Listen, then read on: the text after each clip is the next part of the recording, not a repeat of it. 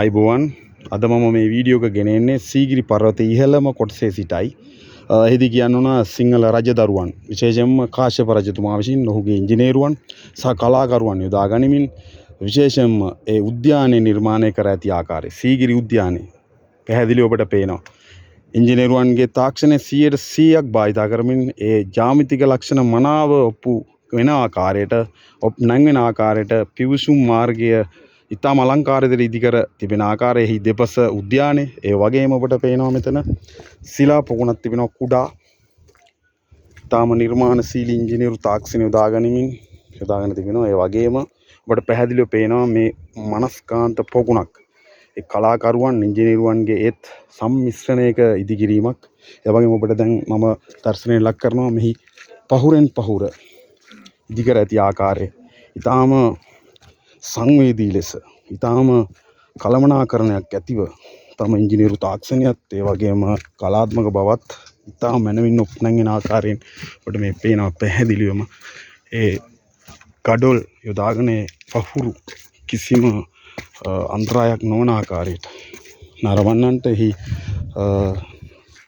පදිංචිව සිටි පුද්ගලයන්ට හානි නොවන ආකාරයෙන් ලස්සන පියගැට පෙළවල් තිරුවානක් ගලින් ඉතින් මම මේ ඉහළට දැන් තවත් ඉහළම කොටසට තමයි මම මේ දැන් ගමන් කරන්නේ.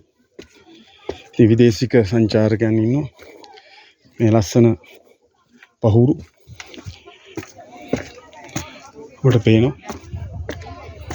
ඒකට මම මේ යන්නේ ප්‍රධාන පොකුණ ප්‍රදේශය ඔබට දර්ශනයට ලක් කරන්න. මේවා විශ්වකර්ම වැඩ ලෙස කාටත් හිතාගන්න බැරි වැඩ ලෙස තමයි පෙනියන්නේ. ඉතාම අලංකාරයි. මේ තමයි ප්‍රධාන පොකුණ. මේ බැසගෙන යන්න තිබෙන පඩිපෙළ. මම ඉහළට ගමන් කරනවා. විශාල විදේශිකයන් ප්‍රමාණයක් මේ නාමයේ සිටිනවා.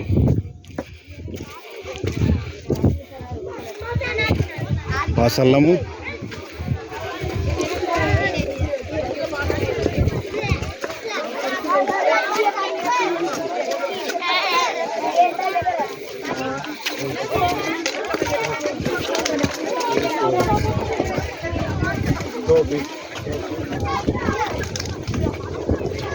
මේ ගමන් කරන්නේ ඉහළම කොටසට. මාලිගාව පිහිටා තිබුණු ස්ථානය ලෙස සලකන කොටස.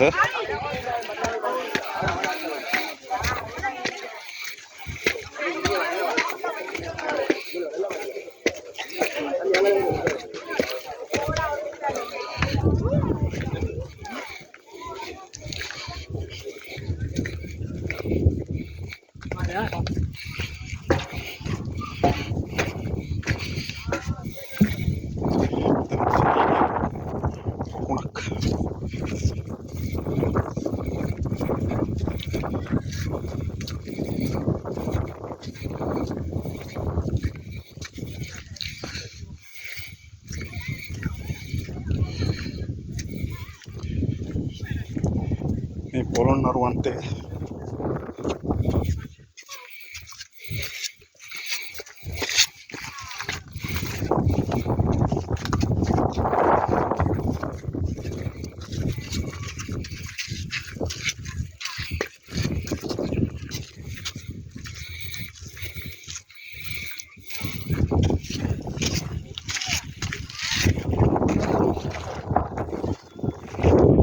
තමයි ඉහළම ස්ථානය.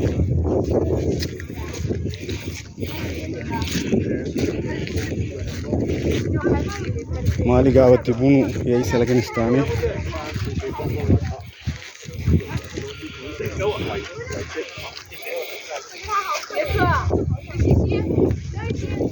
තාම අලංකාර නිර්මාණයක්.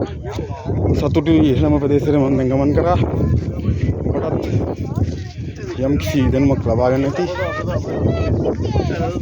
ගඩොලින් සහ තිරුවානක් නිර්මාණයන් සියල්ලම නිර්මාණය කරලා තිබෙන්නේ. පසුවම ඔබට ඊළඟ දර්ශන ගෙන එන්නම්. කැටපත් තවුරු ප්‍රදේශයේ සිට